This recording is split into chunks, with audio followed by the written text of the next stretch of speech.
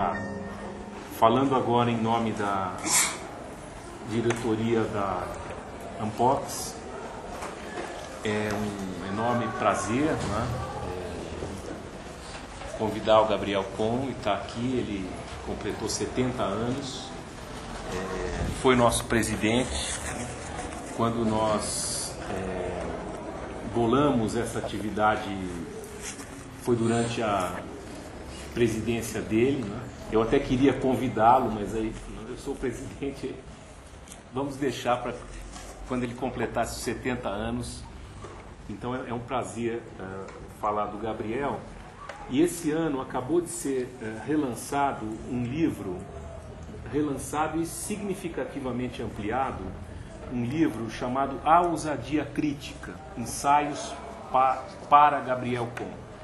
São vários intelectuais, muitos deles alunos, ex-alunos, colegas, que escrevem artigos em homenagem ao Gabriel, tentando tratar de temas que são caros ao Gabriel, e tem alguns poucos que tratam particularmente dele, da trajetória dele, da obra dele. Tem alguns depoimentos, inclusive depoimentos dos familiares, porque ele tem, enfim, mulher, filhos que são ou cientistas sociais, como é o caso da Clarice e da Amélia, como também o Sérgio, que é editor, né? O editor e poeta não deixa de ser também um humanista, digamos assim, num sentido bem amplo. E eu mesmo escrevi um texto. Claro que eu não vou ficar lendo aqui o meu peito sobre o Gabriel Con, porque afinal de contas vamos deixar que ele mesmo fale, né? É só lembrando que a trajetória dele é longa, né? E ele é um herdeiro daquela famosa cadeira de Sociologia na Universidade de São Paulo, de que participaram Florestan, o Iane, o Fernando Henrique Cardoso, e depois ele vem a geração imediatamente seguinte, que depois da 69, com a cassação dos mestres mais antigos, acabou sendo um dos herdeiros principais dessa tradição. Ele vai contar com as próprias palavras dele, mas só adiantando, o primeiro livro que ele publica é baseado no mestrado dele, e é um pouco surpreendente para a gente que é acostumado a ler o Gabriel, professor de teoria sociológica, que o livro se chama Petróleo e Nacionalismo.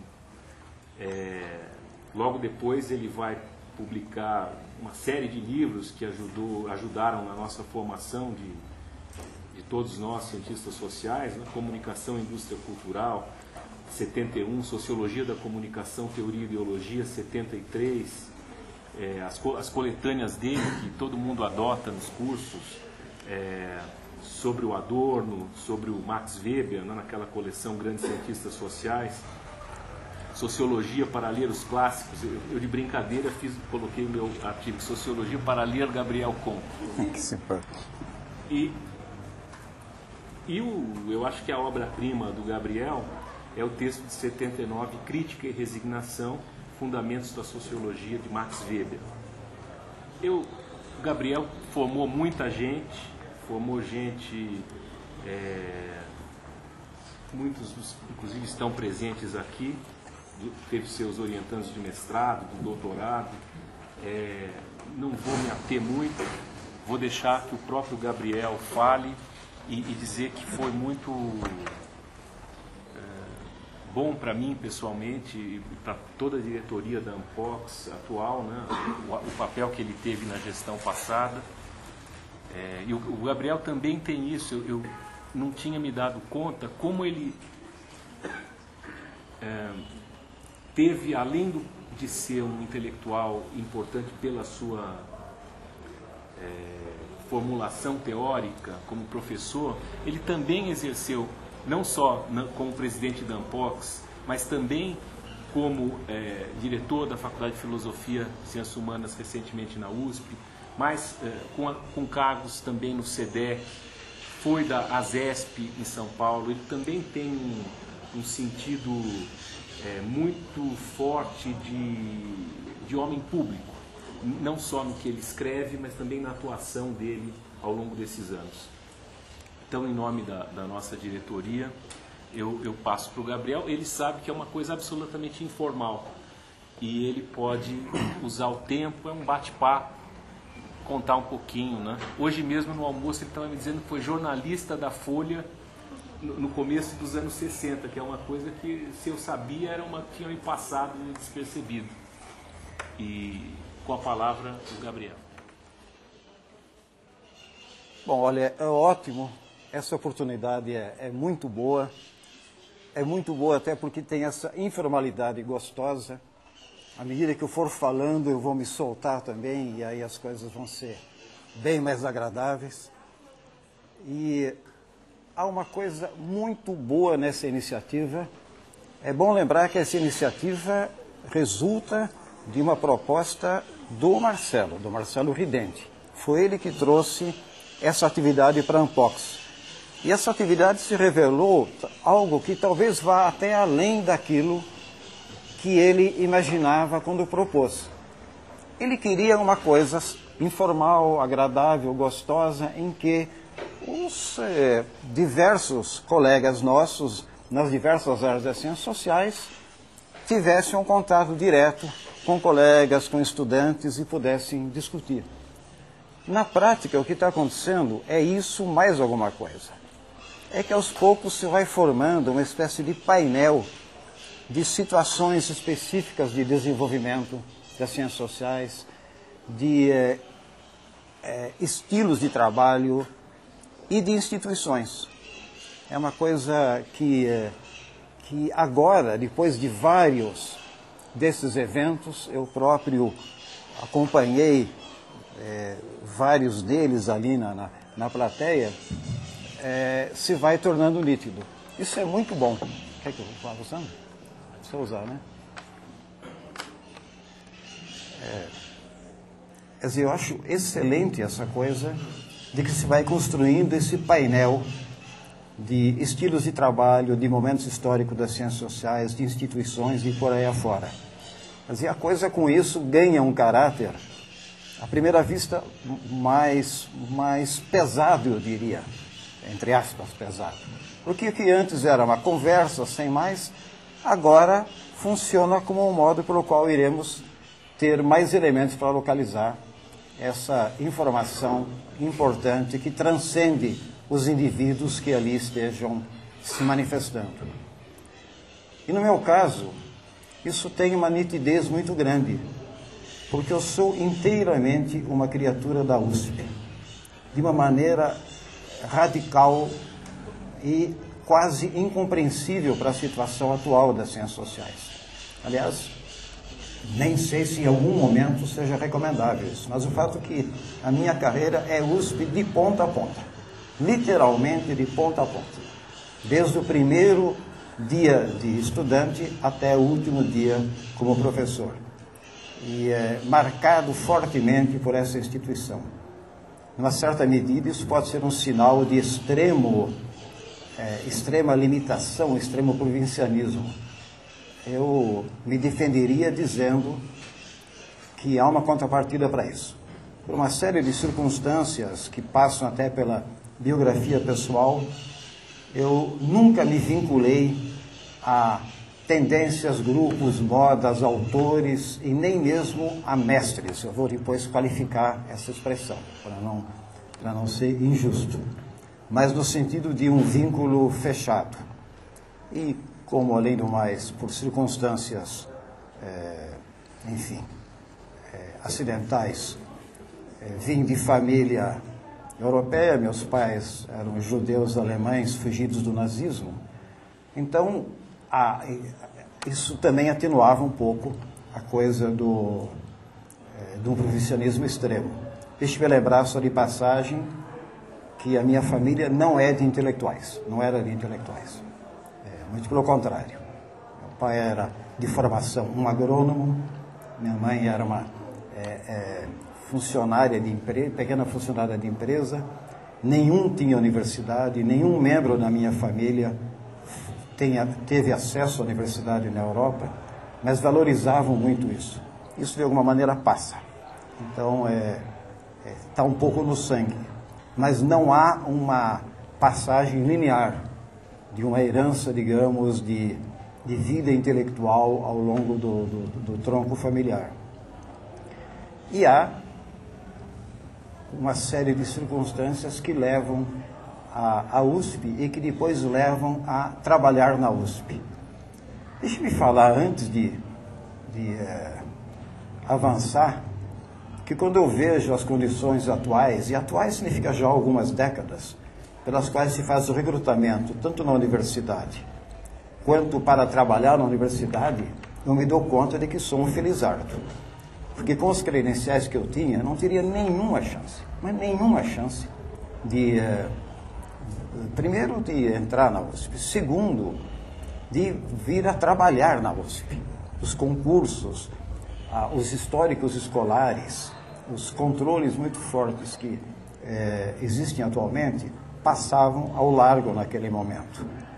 Então eu sou uma espécie de cria de um momento histórico inteiramente superado, que na universidade significa o sistema de cátedra, em que determinado professor, detentor de uma cátedra, era o senhor das decisões fundamentais lá dentro. Se ele aceitasse que o fulaninho entrasse, ele entraria, senão não entraria. E isso não significa, é óbvio, que tenha sido por favor, mas significa que não passou por uma série de formalidades atuais. Se pegasse meu histórico escolar da graduação, eu jamais entraria na USP. É um desastre absoluto, não é uma coisa inacreditável. Mas aí passava por outros mecanismos. Por mecanismos, por exemplo, como um que eu gosto muito de lembrar, numa homenagem, talvez eu venha fazer mais do que uma na minha fala agora, ao meu grande mestre, Otávio Ianni. Ianni era aquele mestre que dentro de uma sala de aula ficava atento àqueles sujeitinhos que ficavam lá no fundo, meio tímidos, meio quietinhos, e que ele, aos poucos, ia trazendo, estimulando, fazendo falar, trazendo para seminários e por aí afora. E com isso ele foi fundamental no processo de expansão e de abertura do corpo docente da USP, no momento que ela deixava de ser uma escola de uma elite paulista, para se transformar aos poucos numa escola, eu me refiro agora à Faculdade de Filosofia, né? Faculdade de Filosofia, Ciências e Letras na época. Eu falo agora dos anos 60, basicamente dos anos 60 do século passado. Era uma escola formada por intelectuais de elite. Florestan foi um dos primeiros plebeus lá dentro. Quando eu entrei, havia alguns plebeus. A marca disso eram sobrenomes, tipo Otávio Ianni, tipo Maria Alice Mencarini Forac, tipo Aziz Simão, e por aí vai.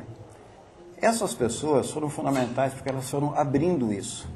E começaram a entrar figuras com sobrenomes esquisitos, Irano, Cone, etc. e tal. Isso não foi uma tarefa tão simples. Havia um certo padrão de trabalho, havia uma certa concepção do trabalho acadêmico que teve que ser, pelo menos, enfrentado. E Ianni era um grande perito nisso. Eu tenho certeza que várias pessoas que vieram a trabalhar na USP nas décadas finais do século passado dificilmente estariam lá sem a sensibilidade desse homem extraordinário, que vai reaparecer mais de uma vez no meu relato. Mas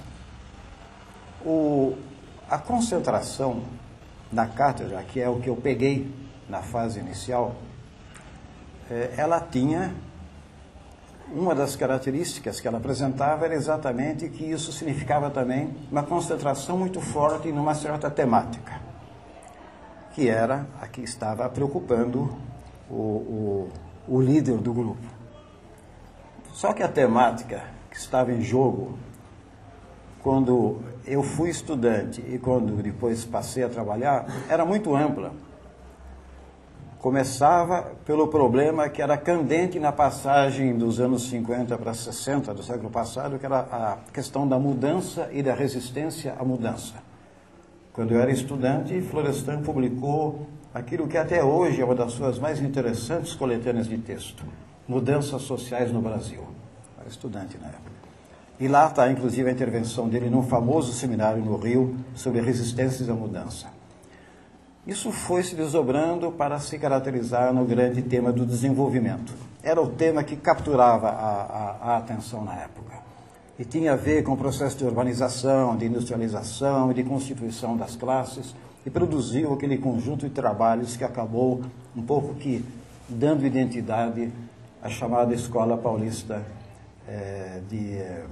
de Sociologia. Um projeto muito ambicioso, e que respondia um pouco à ambição de Florestan e dos seus colaboradores mais próximos de responder de algum modo ao repto que existia sim, lançado pelo ISEB no Rio de Janeiro.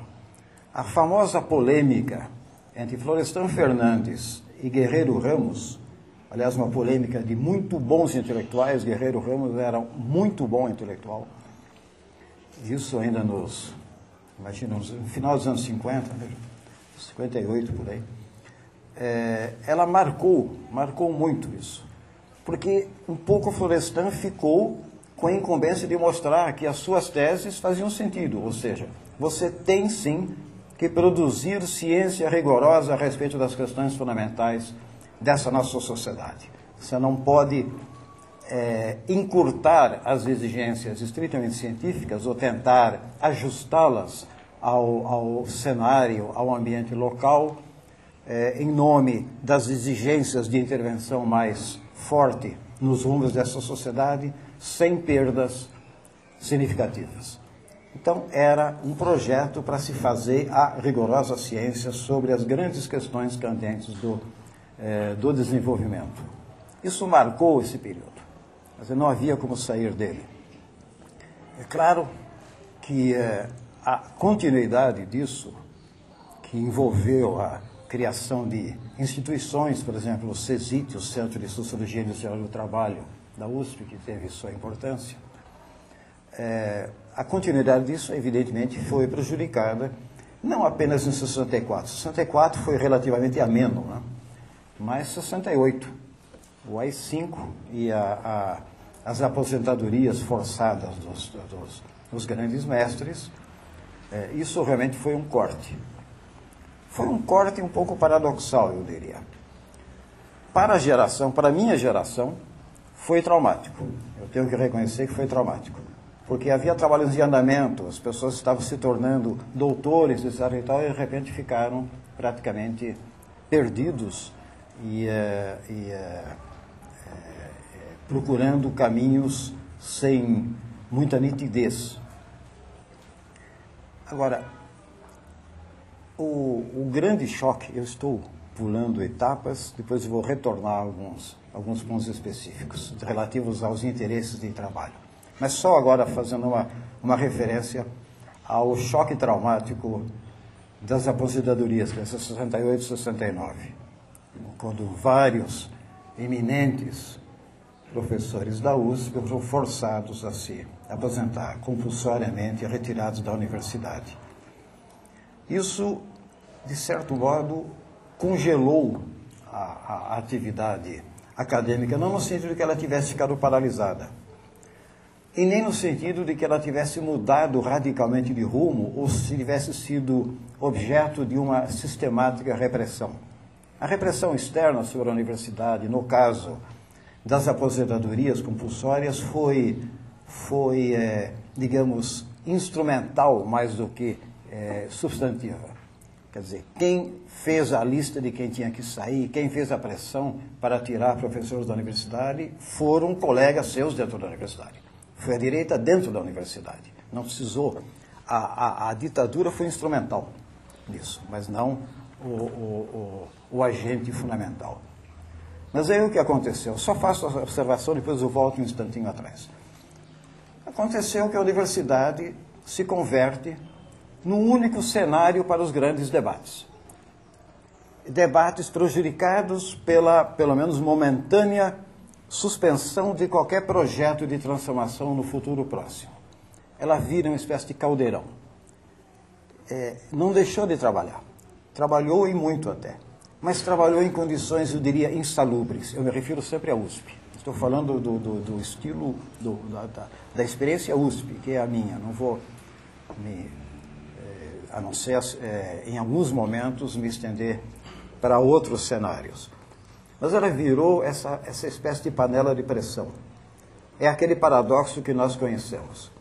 O marxismo, um marxismo muito duro, começou a ser praticado na universidade com a ditadura, e não antes. Antes era muito mais flexível. Antes, esse pluralismo de que tanto nos orgulhamos hoje era uma realidade do dia a dia. Eu me lembro, já que eu falei do meu querido mestre Yanni, o que esse homem nos fazia ler nos seus cursos é inacreditável. É inacreditável. Ontem, ou anteontem, Gilberto Velho falava que não, Anthony Litz, que foi para a Bahia, fez estudo de comunidade. Eu li esse cara em curso de sociologia de Yanni. Lia-se de ponta a ponta sobre todos os temas relevantes, de Sombart a Anthony Litz, passando por Weber e também Marx. Mas Marx era uma referência, não porque não houvesse interesse, mas porque ele estava presente em outros cenários, em outros debates. Isso oxigenava extraordinariamente a formação e o debate.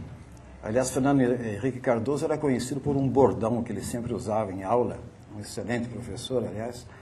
Quando ele estava falando alguma coisa, algum aluno levantava a mão e dizia: "E professor, e Marx, o que dizia a respeito?" E ele dizia: "Eu chego lá." Nunca chegava. Nunca chegava, né? Chegava, sim, de uma outra maneira. Dava um curso rigorosamente convencional de introdução à sociologia, rigorosamente convencional, bibliografia ampla, mas mainstream, sem mais. Agora, fazia seminários. E nos seminários você lia o Celso Furtado, no seminário você lia os grandes debates, você lia as coisas da CEPAL, você lia todas essas coisas e discutia. Então havia uma oxigenação forte e constante. E, voltando agora um pouco, esse negócio dos temas. Como é que você chega a certos temas, né? Quer dizer, eu me integro num grupo que tinha no seu topo Florestan, e deixe-me lembrar aqui que eu estou agora, em vários momentos, sendo profundamente parcial, incompleto nas minhas referências, porque havia uma peculiaridade muito grande na sociologia da USP, onde me formei. Havia dois grupos, duas cadeiras, como se dizia na época. Uma era Florestan, esse seu grupo. A outra era Rui Coelho, Aziz Simão. Isso mudou um pouco, não tinha uma figura exponencial, mas eram figuras de alta qualidade. Maria Isaura Pereira de Queiroz.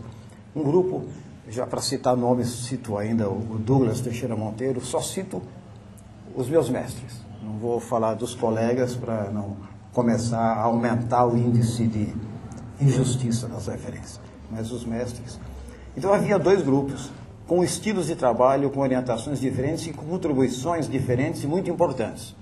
Quer dizer, desde os estudos de Aziz Simão sobre sindicalismo, por exemplo, estudos pioneiros, os estudos de Maria Isaura, messianismo e tudo mais, coronelismo e mandonismo local e toda essa coisa que nós conhecemos. Enfim, Rui Coelho. Bom, Rui Coelho não era homem de escrever. Ele escrevia, mas a gente percebe que ele detestava isso, viu? Quem só conhece o Rui Coelho pela obra escrita jamais terá ideia de quem era esse intelectual.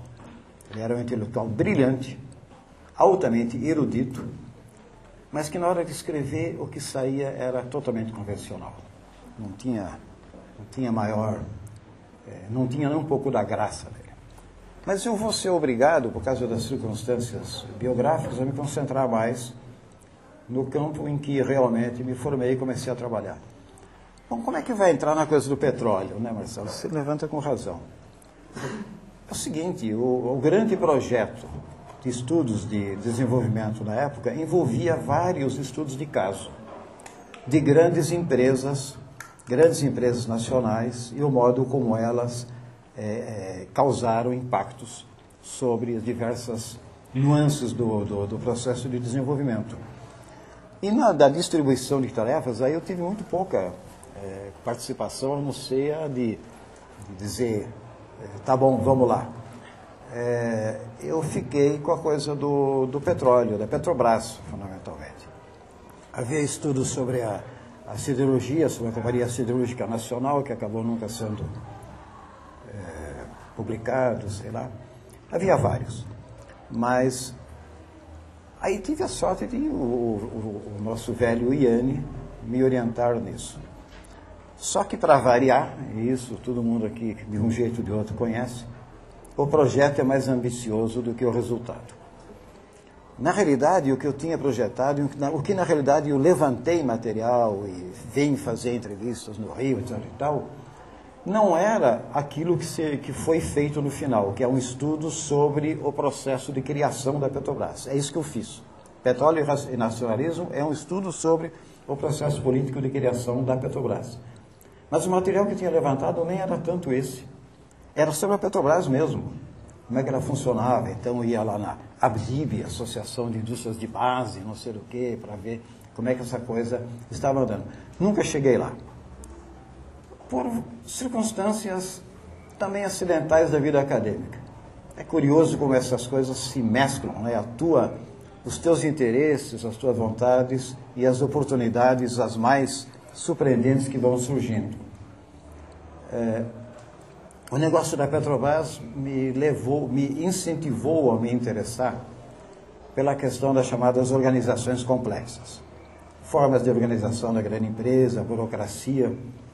A burocracia entrou um pouco também por causa de uma característica que marcou a trajetória inteira, que é a tendência a se dedicar às coisas que abominam.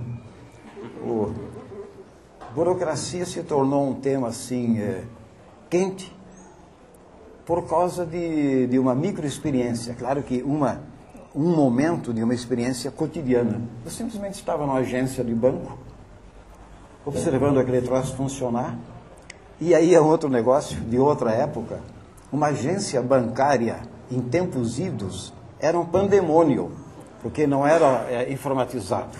Você não tinha a silenciosa digitação, você tinha máquinas, aquelas máquinas de escrever, etc. e tal. Então aquele era um absoluto pandemônio, aquele monte de gente ali sentado em milhões de lugares, gerando ruído, fazendo trabalhos aparentemente sem nenhum sentido. Me perguntei, mas escuta, esse troço sem entender como funciona um negócio como esse, isso aqui é uma loucura. Aliás, foi a segunda grande experiência de me perguntar, preciso entender como é que isso funciona, porque isso é loucura. Então eu vou pedir licença para fazer uma ida lá para os fundões da biografia, só para ilustrar os modos estranhos como certos interesses, certos fascínios se desenvolvem das pessoas, sei lá, no meu caso. Isso vai muito longe. Eu vou rememorar uma coisa longínqua, uma das minhas poucas e mais vívidas lembranças de infância. Eu era criança, estudava numa área rural, no Vale do Paraíba, perto de Jacareí, no que se chamava, na época, uma escola rural mista, ou seja, uma professora cuidava de 3 classes simultaneamente, eram brilhantes as professoras, brilhantes, e num momento qualquer ela diz, ninguém sabe do recreio. Alguém fez não sei o quê, ninguém sabe do recreio. Aí no final, mostrando, aliás, como essas pessoas eram abertas, eu, com aquele desembaraço que sempre me caracterizou, fui lá, perguntei para ela, mas professora, se uma pessoa fez alguma coisa, por que todo mundo ficou sem recreio? E ela me deu uma resposta devastadora. Com uma enorme doçura que lhe era própria, disse, meu filho, os inocentes pagam pelos pecadores. Aquilo me arrasou. Eu passei literalmente o resto da vida e continuo tentando entender isso.